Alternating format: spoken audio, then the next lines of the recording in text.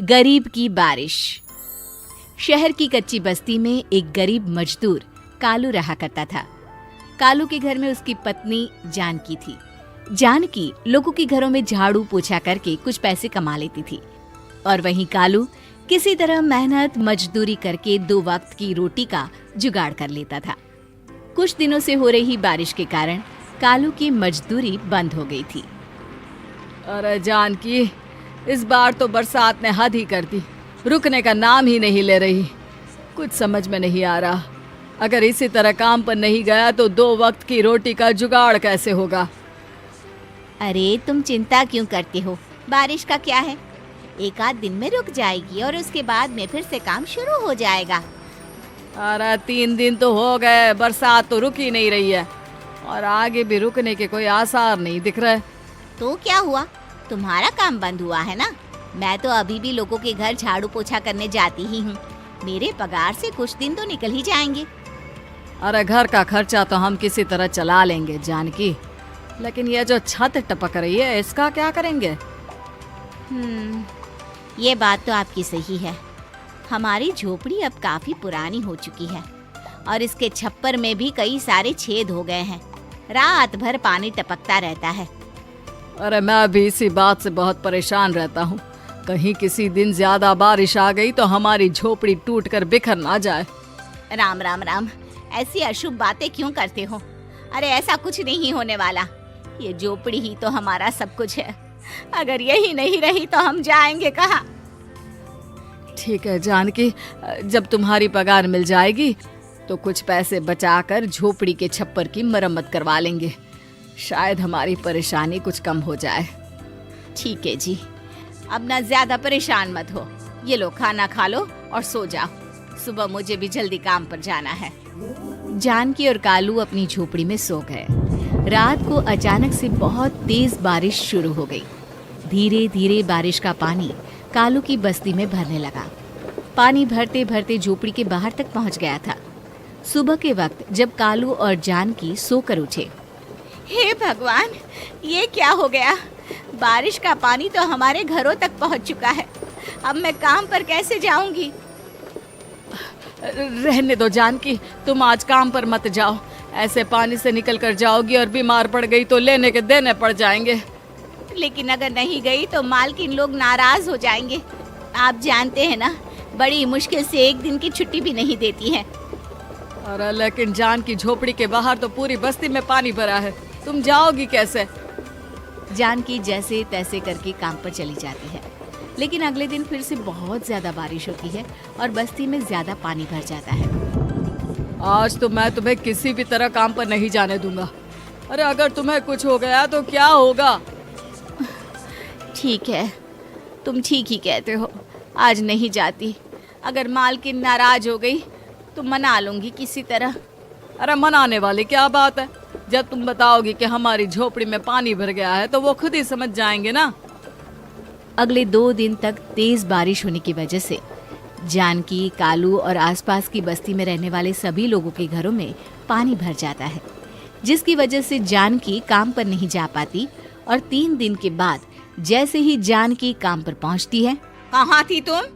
पिछले 3 दिनों से काम पर क्यों नहीं आई? मैम साहब, क्या बताऊं, इतनी ज्यादा बारिश हो रही थी, हमारी पूरी बस्ती में पानी भर गया है और उससे भी ज्यादा तो मेरी झोपड़ी के अंदर पानी भर गया। आप ही बताइए कैसे आती मैं? इसका मतलब ये हुआ कि बारिश होगी तो तुम काम पर नहीं आओगी? ना ना, मेरे कहने का ये मतलब नहीं था मैम साहब। तुम जानती भी हो 3 दिन से कितनी परेशानी हो रही है मुझे। सारा काम मुझे खुद करना पड़ा। माफ कर दीजिए मालकिन जी, पर मैं क्या करती, आने के लिए रास्ता ही नहीं था, सब जगह पानी भरा हुआ था। बहाने तो तुझे बहुत बनाने आते हैं। जानकी देख, अगर अगली बार ऐसा किया ना तो फिर काम से हमेशा के लिए छुट्टी। अरे ना ना मालकिन, ऐसा मत कीजिए। बारिश की वजह से मेरे पति की मजदूरी भी छूट गई है। बड़ी मुश्किल से घर में 2 वक्त खाने की रोटी का जुगाड़ हो पाता है। आप मुझे काम से निकाल देंगे तो हम क्या खाएंगे?